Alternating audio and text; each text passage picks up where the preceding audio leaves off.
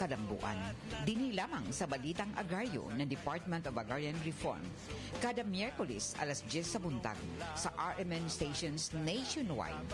Ug makita isama sa Facebook, YouTube Live, sanan sa RMN station, sanan sa Signal TV, Channel 309. Para sa iban pa ng mga updates, i-like, i-follow, i-share ang official DAR Facebook, Instagram, sanan YouTube accounts na DARGov PH Official. Sa Viber o kaha, kadto lamang kamo sa official DAR website na www.dar.gov.ph.com. Hatod sa inyo ng Department of Agrarian Reform.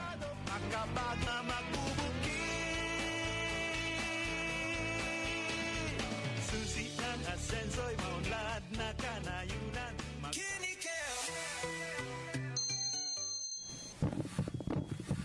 Uy, 150 over 100 man. Dok, nganong sige magtaas sa kompresyon?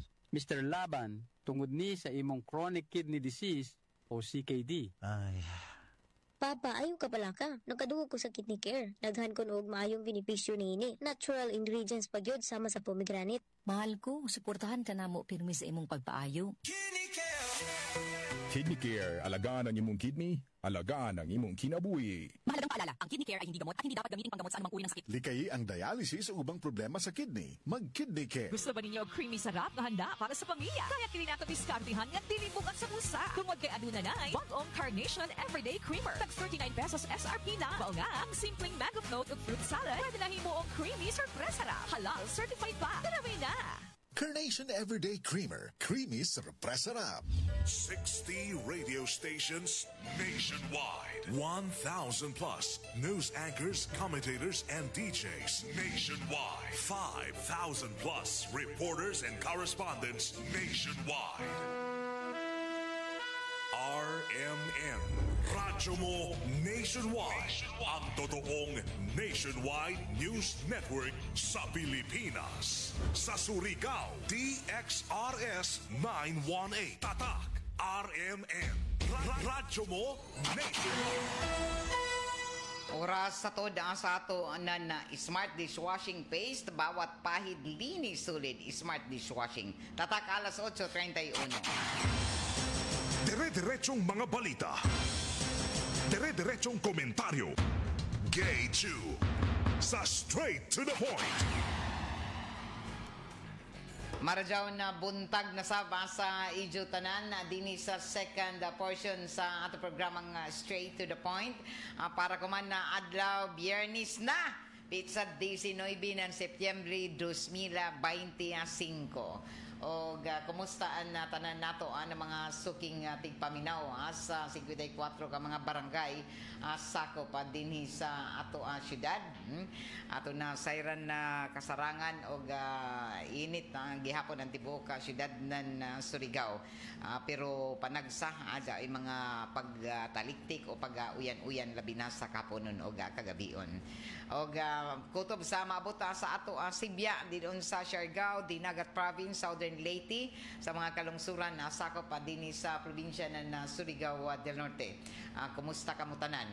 Ato na sayran ang mga kaigsuunan na mga kalihukan kuman ang tibuok inin ato mga empleyado didon Employees Day kagahapon diri sa may provincial capital o provincial gymnasium. Nagpahigadon sila na inin mga sports fest na taga-intrahan sa ato mga empleyado sa kagamhanan sa probinsya. Good morning sa tanan na mga nag-intra sa sports fest kagahapon labi na nato ang mga empleyado didon sa provincial capital.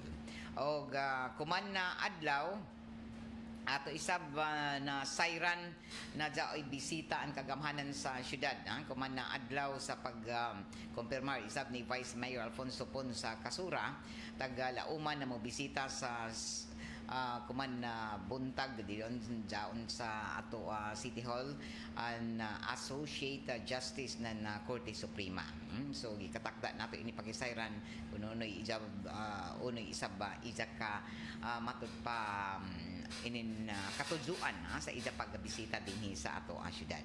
Samtang sa iban pa ng mga kalihukan sa dinhi sa ato ang syudad.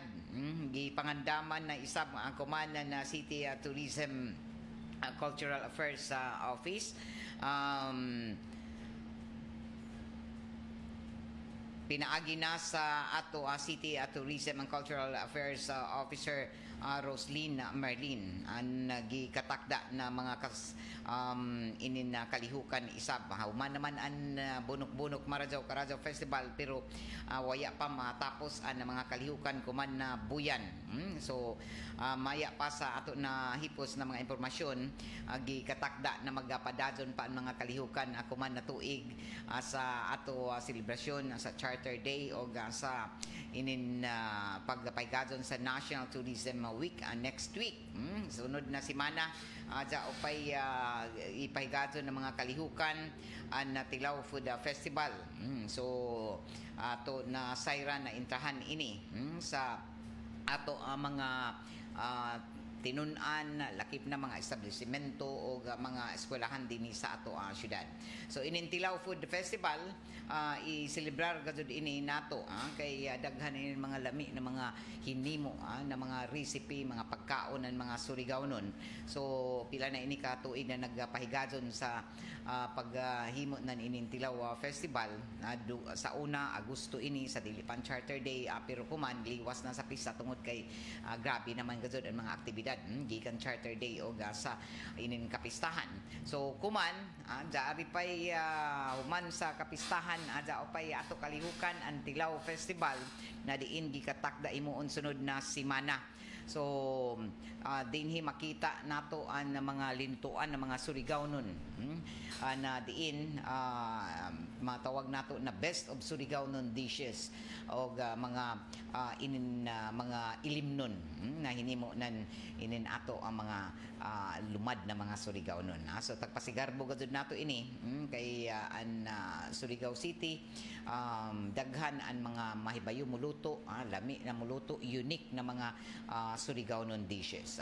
So kuman umabutay na pizza 23 gikatakda na magsugod ang Surigao Best Fish Kinilaw sa inin pagpahigadon sa Tilaw Festival og ini is intrahan sa ang Surigao Best Fish Kinilaw intrahan sa mga taga-barangay sa mga establishment mga establishmento, mga restaurants o giban pa. So diyon mga namaligya ng mga pagkaon, palakip na mga karinderya. Diyo ba yung best kinilaw na unique karajaw, nakamura gud mahibayo mo himo. So tilaw diyon i-showcase ani iso best kinilaw, best fish kinilaw. So atol ini sa ipahigadon na Tilaw Food Festival akuman pizza 23. Pizza 23 nan September.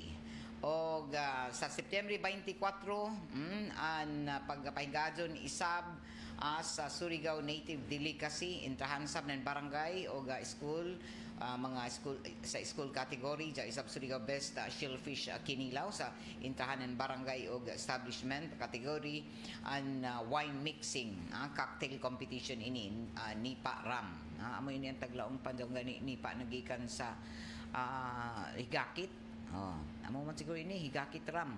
So wine mixing cocktail competition September 24 Miyerkules. Pagka September 25 ang Surigao Native Cuisine na intrahan isab ng barangay, mga eskwelahan, mga establishment o Surigao Best Fish Sinugba jaon sab ang gourmet food intrahan gihapon na barangay school establishment o ang matag contestant ang matag kompetisyon jaoy nakalain-lain ng mga partisipante o ang tanan pwede nila intrahan kung ikaw prize 3,000 ang mga non-winners da itag sa 1,000 ka pesos. Sa Surigao Best Native Delicacy duha sab ka mga pwede duha ka entry kada partisipante. sa Surigao Best Native Delicacy, kinahanglan na mag-compose ini ng duha ka individual o kinahanglan local native delicacy. Ang partisipante ipakita ang actual gazud na preparasyon sa pagluto sa amo na delicacy. Itagaan sila limitado ng isa ka oras o kinahanglan na jaoy ila mga ingredients sa native delicacy, malagkit rice, saging, kamuti, squash, buko, basta mga native. So ang partisipante mohimo ng mga delicacy na gamit na isa o sobra sa inin mga lagutmon. So ato na sayran ang first prize sab dinhi sa best native delicacy jaoy 5,000, 3,000 ug 2,000 tag sa kalibo isab ang non-winning entry.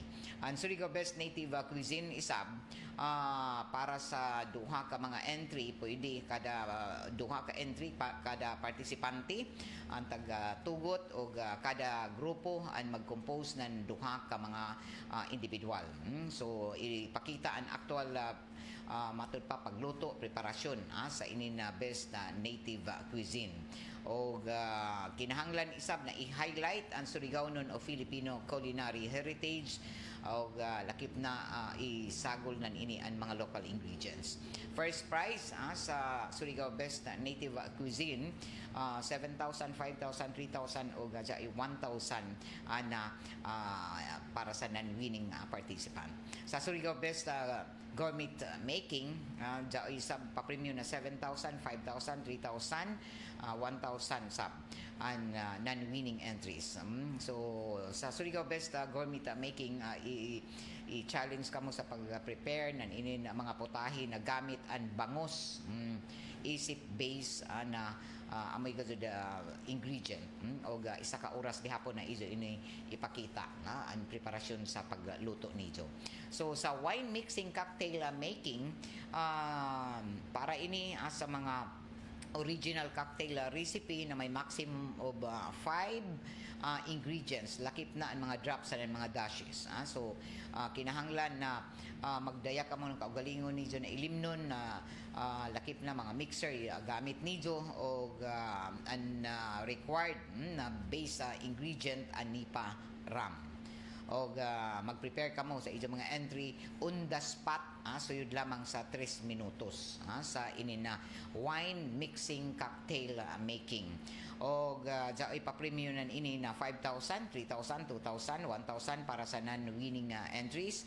Sa Surigao Best Fish Sinugba, abre ini sa tanan mga interesado na mga individual bisan sino. So kada team maglangkob sa isa ka cook, sa isa ka assistant o gamit ang iso ka ugalingon na mga ingredients o lakip na niini na kinahanglan na inspeksyonon anay sa dili pang kompetisyon sa iso mga sinugba. Ato na sayran isab ng contestant, tahatagan ng isa ka oras na preparasyon o lakip na sa pag-marinate sa isa sinugba. So ipa-premium na ini na 5,000, 3,000, 2,000 sa 1,000 sa non-winning entries. Ang registration, sumaya pa ni Ma'am Roslyn Merlin, deadline kutobrakan sa Lunes. Pagparehistro na kamo. Jaoy mga link sa mga porma para sa iso pagbisita sa City Tourism and Cultural Affairs sa office. Sa mga gusto mo rehistro mo intra sa Tilaw Festival kay dagko ra ba mga pa-premium intra na kamo, deadline na kuman Lunes. Bisita lamang kamo kung dili kamo maka-online registration, bisitahin niyo ang buhatan ni Ma'am Roslyn o City Tourism Office dito sa May Luneta. Sa Kinilaw Festival, tawag kamo kay Jane Espina sa Native Delicacy Cuisine Beverly Roaza. Sa Gourmet, Loida Balyescas, Gemaline Napil sa Cocktail o Fish Sinugba, si Michel's Alipio. So amo ini ang gikatakda na Tilaw Festival dungan sa inin kasaulugan isab sa National Tourism Month o National Tourism Week. Tilaw Food Festival 2025, daghan ang mga taglaong pa pwede ni maintrahan. Pwede intrahan ni tanan ini kung sa ijo talento. So palihog parehistro na kamo sa dili pa ang deadline. Kay ang deadline ko to kang gadud o ang matud pa katapos ang adlaw sa pagrehistro sa Tilaw Festival sa tanan mga pa-contest o kompetisyon ko to sa Lunes apit sa 22 nan Setyembre. Alas 8:45 na ini nato programa. Taga-paluduhan tuod sa ato nan Sister Sanitary Napkin o Sisters Panty Liners, number 1 na feminine pad na mapalitan sa tanan mga Mercury Drug Store o lakip na doon sa mga grocery store. Dinhi sa syudad, doon sa mga kamunisipyuhan o nationwide. Ang Sister Sanitary Napkin o Sisters Panty Liners hinimo na Megasoft Hygienica Products Incorporated og para sa ijo mga heavy flows mga kababadjinhan og para sa ijo everyday comfort gamit so way nijo affordable karadyaw mega absorbent and Sisters Sanitary Napkin og Sisters Panty Liners. Straight to the point. Sa ato pagpadadyon sa ato mga impormasyon asa na balita hatod sabi ni sa ato sa Maradyaw na kabubuton nan Red Horse Beer, Red Horse Super ang shot ng tropa.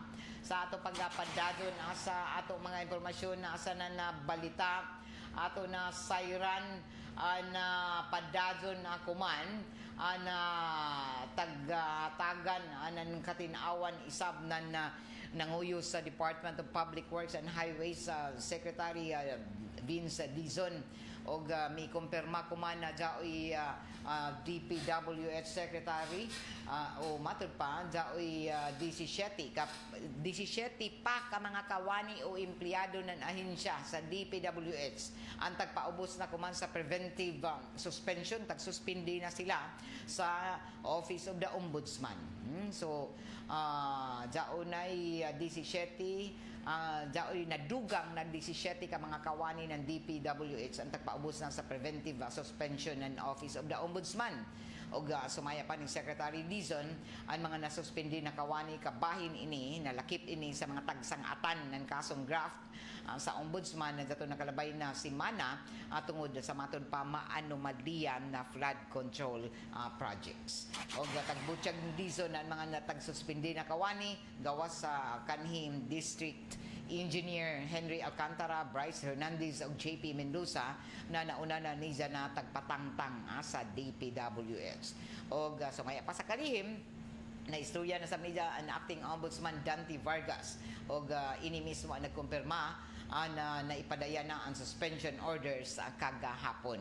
Tagkumpirma isab ng DPWH chief na nagsumiter na sila ng report sa kinatibuk ang Independent Commission kabahin na isab sa mga nadiskubrihan nila na mga anomalya sa flood control projects dito sa Oriental Mindoro.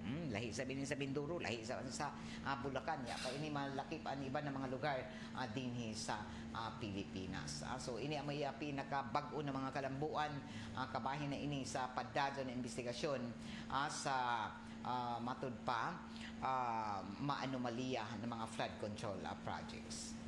Sa ato pagpadadyon sa ato sumpay gihapon sa ini na mga taghimo na mga investigasyon ato na sayran na tagbutsyag na isab ng kanhi Bulacan District Assistant Engineer Bryce Hernandez an matud pa ininhatian inin ba ila pagbahin-bahinan mga engineer sa Department of Public Works and Highways sa kita gikan sa mga ghost projects. Taghimo ni Hernandez ana mo ng mga revelasyon human siya nataghatagan ng legislative immunity ang bugti sa pagbutsyag sa inin mga ghost project sa ila distrito sa pagpadado ng hearing sa Senate Blue Ribbon Committee sa maanomalya ng mga flood control projects o kahapon ini na adlaw. Sa revelasyon sa tagbutsyag ni Hernandez tagtumbok niya ang ija kanhi boss na si former DPWH Bulacan engineer Henry Alcantara na may 40% na share gikan sa ila mga kita. Grabe 40% gikan sa ilang mga kita. Samtang tag 20% isab sila Engineer JP Mendoza sa Engineer Paul Duya.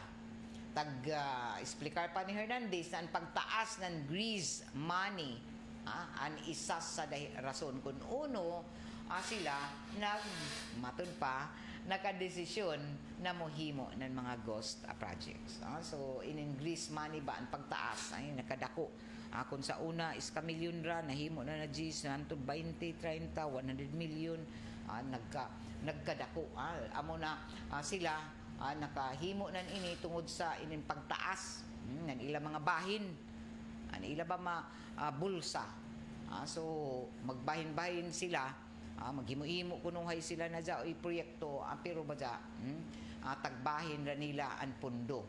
So ini ang taga-butsyag ni Bryce Hernandez kundiin sumaya pa ni Hernandez na an ija gadud kan hibos na si Henry Alcantara na sumaya pa na jadto sumaya pa sa proponent an sohol.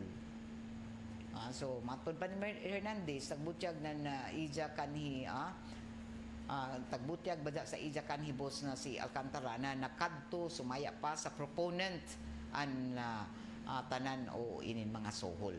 So sa panig isab ni Alcantara tag panimakak ni an amo ng mga akusasyon sanan blanco si Jacon sino ang tagbutsyag na proponent. Ija sa pinita pa ni Makak ang tagpasangil sa ija assistant engineer. So pero sa tumoy ra sa bladon ini sa investigasyon kagahapon na cite in contempt si Alcantara tungod sa ija pagpamakak sumaya pa kabahin na sa mga ghost projects. Nang himakak mo si dili daw tinuod na sa ghost projects. Uno may pagkadili tinuod na may ebidensya na waya may gazud ghost matud pa waya may gazud na proyekto na nahimo amo gani tagtawag na himo ra na mga proyekto.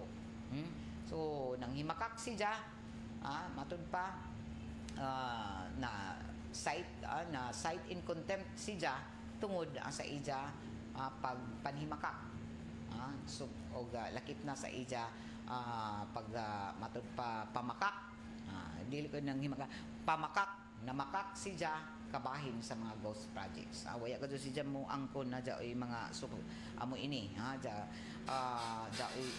tinuod.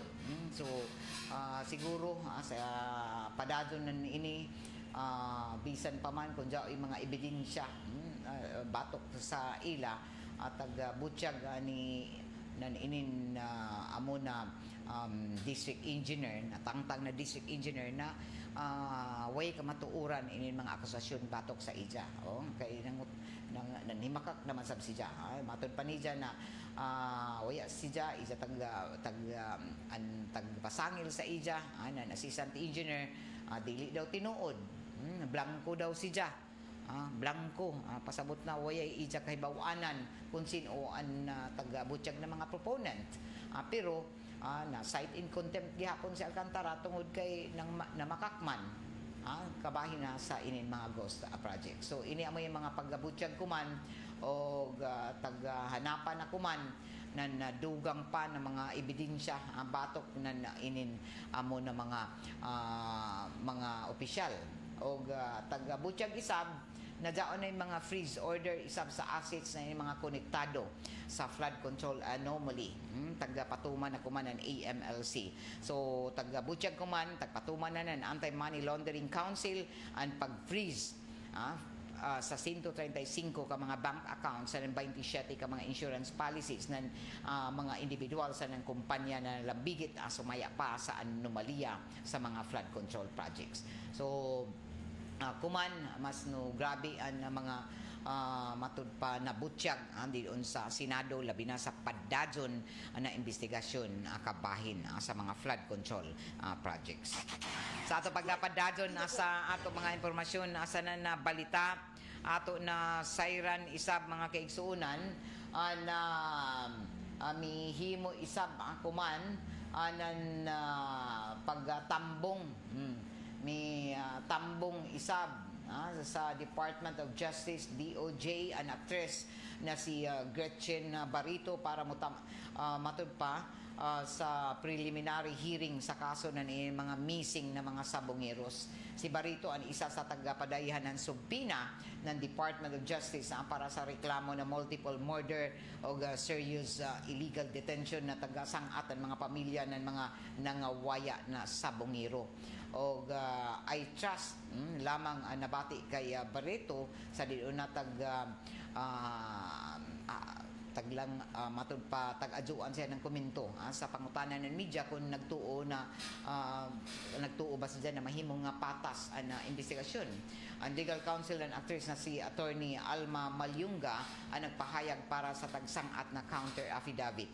O tagabutyag pa na ang rason ng ila pagsangat ng counter affidavit base isa ba sa ila istorya gikan sa sinugdanan o ila tagbati sa tagtuan ang mga akusasyon kontra sa kan Barreto ang dili tinuod o inian basihan para sila mo sangat isa ba na madismiss ana mo na kaso o waya sa motambong ang negosyanteng si Charlie atong ang o an isa lamang representante an isa abogado na si Attorney Gabriel Villarreal an may tambong. Sa ato pagpadadon na sa ato mga impormasyon na sa balita ato di sabi ni sa ato sa radyo na kabubuton ng San Miglite. Get into the light life with San Miglite. Salamat sab sa iBerry Gold asa nan sa Pride detergent powder linis sa labadan knockout ang bakterya. Sa ato pagpadadon na sa dugang panato ang mga impormasyon na sa balita ato isab na sayran na mihimo isab ako man na dugang na paghatag anan tagatawag pa na mga investigasyon ato kagamhanan mihimo ko man na dugang na mga investigasyon sa tagpatay na isa ka abogado na si Attorney Joshua Laviga Abrina an officer in charge na Admin Division and Port Management Office sa Palawan. So ato na sayran na kuman lagi inin ato mga perto mga pantalan sa tibuok Pilipinas nagpatuman na mas higpit na seguridad ang Philippine Ports Authority sa mga pantalan kuman labi na dito sa Palawan o iban pa ng mga lugar para masiguro ang kaluwasan ng mga empleyado. Dungan ini sa pagpatay kay Attorney Joshua Laviga Abrina, officer in charge ng Admin Division ng Port Management Office dito sa Palawan. Pusil patay si Attorney Abrina sa Ija Panimayay sa Barangay San Jose, Puerto Princesa. Nandiyaton milabay na gabi. Sumaya sa report, nagikan lamang na biktima sa isa ka prayer meeting kaiban ang Ija pamilya sa dilo na mahitaboan na krimen. O grabe ang pagkundina kuman ng PPA sa pagpatay samtang padadon ang investigasyon kuman ng mga otoridad para matumbok kung sino o gadod ang mga suspetsado na mihimo o uno ang mga kalambigitan ni ini sa pagpatay labi na kung uno ang motibo. Samtang nagpaabot na kuman ng mga pasubo isab o tabang ang PPA PMO ng Palawan sa pamilya ng biktima o tagsiguro na makig-cooperar sila sa mga otoridad para mapaspasan ang pag-imbestigar o mahatag ang hustisya sa amo na abogado. Kanisab ini siya sa waya pa ini sa PPA Palawan o PMO Palawan dito sa ini siya sa Department of Education. Sa ato pagkapadadon sa ato mga impormasyon sa na mga balita para sa inin may mga problema sa mga right of way nabalaod na nag-amyenda kuman para paspasan ang mga right of way permado na gazod ni Presidente Bongbong Marcos Jr. Hingpit na gazod na isa ka balaod ang matud pa nag-amyenda sa Right of Way Act human ini na napirmahan ng Presidente Bongbong Marcos Jr. Tumong nan inin bag-o na Accelerated Reformed Right of Way Act na mapadali, mapaspasan ang pagkuha ng lupa para sa mga dagko na proyekto pareho dito sa Luzon ug iban pa na mga infrastruktura o proyekto. Og way labot niini ang mga proyekto na taghimo ilayo man sa public private partnerships sa mga sektor pareho ng kuryente, tubig, telekomunikasyon, inin mga puerto o pantalan, lakip na ang mga airport o irigasyon. Tagmando isab dinhi sa amo na balaod ang pag-andam ng right of way action plan sa dili pa mopalit ng lupa. Kabahin na ang pagtumbok sa mga maapektuhan, pagbana-bana o pag-estimate na bayronon sa konsultasyon sa mga stakeholders. So, tagmando dinhi sa amo na balaod ang pag-andam ng right of way action plan sa dili pa mopalit ng lupa. Lakip na ang pagtumbok sa mga maapektuhan. Lakip na ang estimate na bayronon sa konsultasyon sa mga stakeholders. Alas 9 na sa buntag o kumantaw-taod mo sunod na ang programa sa Department of Agriculture mataga Biyernes tuod. Alas 9 nga to na alas 10 ang Department of Agriculture adya ay programa. Pero hindi kung dyan ila padadyo na kalihukan ko man kay Provincial Capital Employees Day man kagahapon. Hindi ko nagpadadyo ng ila Sports Fest dito sa Provincial Gym.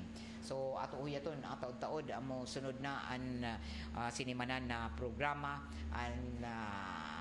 na programa bahandi sa kaumaran sa kaumahan sa Department of Agriculture Provincial Office. So atagi daw ng mga update sa kumantaod-taod iban sa mga personahe ng Provincial Agriculture Office. Alas 9:01 ini nato to da programa taga paligjuhan isa pa sa ato sa paligjuhan na kabubuton ng BioHerb soap na diin na pam-whitening, isa ka moisturizing soap o makadadaw pagadod sa mga skin diseases. So sa ato mga kababadjinhan diha so wayin ni kuman ang BioHerb soap na isa ka whitening o moisturizing soap o mapalit na kuman dinhi sa may Duff's Pharmacy Dayan Rizal at pagadod sa istasyon sa DXRS. Salamat sab ang ato na sa Shell Bath Soap galit sa sakit may malasakit.